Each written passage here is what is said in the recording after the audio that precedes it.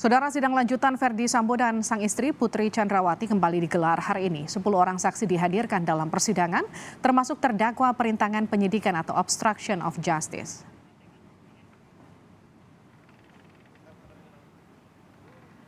Sebanyak 10 orang saksi dihadirkan jaksa penuntut umum dalam persidangan kasus pembunuhan berencana Yosua.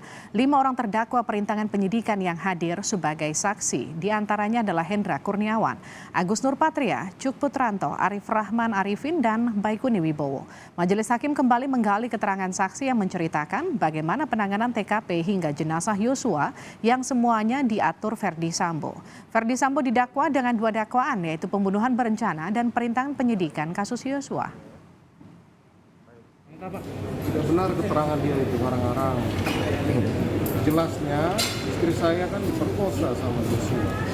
Tidak ada motif lain apalagi itu perselingkuhan. Berarti itu nggak ada sosok perempuan itu ya Pak ya? Nanti tanyakan ke dia, kita bukan tanyakan untuk persidangan. Siapa yang nyuruh dia ngarang-ngarang seperti itu?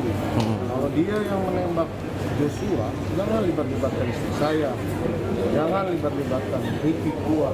Saya siap bertanggung jawab terhadap apa yang saya lakukan.